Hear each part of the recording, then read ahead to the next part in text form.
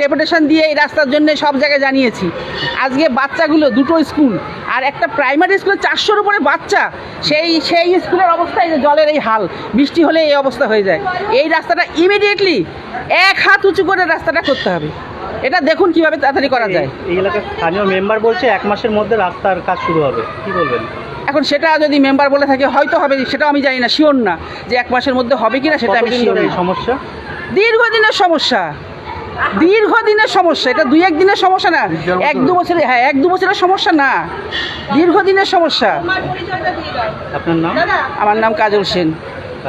হ্যাঁ, এই প্রাইমারি স্কুলের হাই স্কুল, এখানে এইভাবে জল জমে আছে, কি বলবেন আপনি?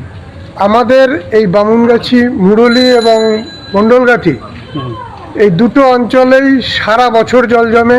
বর্ষাকালে বর্ষার জল এবং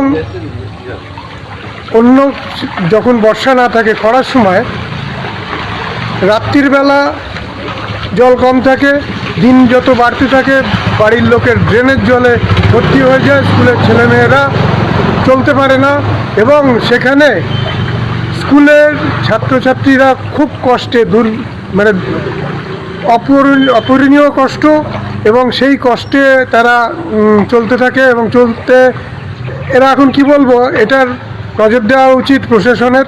প্রশাসন নজর দিলে এটা একমাত্র উপায় হয়। এর মূল ব্যাপার হচ্ছে নিকাশি ব্যবস্থা নেই। তো নিকাশি ব্যবস্থা আজকে একেবারে তলানিতে ঠেকে গেছে, যে শুধুমাত্র যে আমাদের এই অঞ্চলে হচ্ছে না, সমগ্র বামুনগাছিতে, ছোট জাগুলিয়া অঞ্চল জুড়ে এই জল যন্ত্রণায় আমরা ভুগছি। আজকে আমাদের নিকাশি ব্যবস্থা নেই, জল পাস হয়ে যাওয়ার রাস্তা নেই। বহু আগে ছোটোবেলায় আমরা এরকম জীবনের কোনো দিন জল জমতে দেখিনি, আজ এই 10-11 বছর ধরে জল জমতেই থাকছে।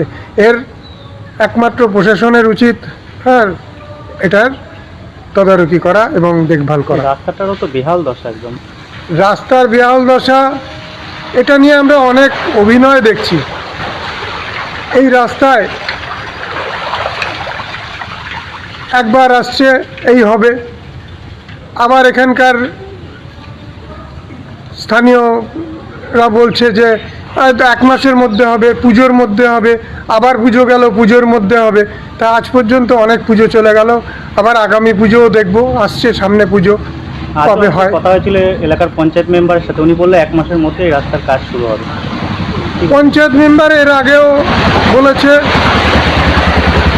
রাস্তার জন্য তারা ম্যাপিং করা পর্যন্ত হয়েছে, সেগুলোও দেখেছি, এটা অফিস পর্যন্ত হয়েছিল, তারপরে কিছু দেখা যায়নি যে কি হলো।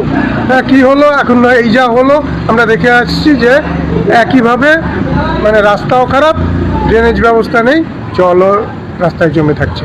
একটা স্কুল সেখানে প্রত্যেক দিন এইভাবে জল ভেঙে বাচ্চাদের আসতে অসুস্থ হয়ে যেতে পারে তো বাচ্চারা। অসুস্থ তো হচ্ছেই। গত পরশুদিনকে স্কুলে পড়া একটি ছেলে, সে জ্বর নিয়ে বসে মানে বাড়িতে রয়েছে। জ্বর নিয়ে কোথার থেকে জ্বর, সে মানে জলে ভিজে যাচ্ছে। এখানে এই প্রাইমারি স্কুলের এখানে আমি গত 2 দিন আগে যাচ্ছি, বাচ্চা ছেলে, তাদেরকে বললে বলে আমরা খেলা করছি। এই সামনে যে জলটা পড়ে রয়েছে, এই জলের ওপর খেলা করছিল। তা সে জলে খেলছে মানে তার প্যান্ট ভিজে যাচ্ছে, সে ভিজে অবস্থায় সে বাড়ি যাবে, তাহলে তাদের তো জ্বর হবেই। সরকার যেখানে ডেঙ্গু নিয়ে বলছে যে জল জমতে দেবেন না বা কিছু, সেখানে একটা স্কুল সেখানে এইভাবে জল জমে আছে। দেখুন, এগুলো স্তোত বাক্য ছাড়া কিচ্ছু না। ডেঙ্গু নিয়ে ছেলে খেলা হচ্ছে। আমরা দীর্ঘদিন ধরে দেখে আসছি, এই সরকারের ডেঙ্গু ছেলে খেলা ছাড়া অন্য কিছু না। আপনার নাম? আমার নাম ত্রিদীপ দাস, মণ্ডল সভাপতি, ভারতীয় জনতা পার্টি।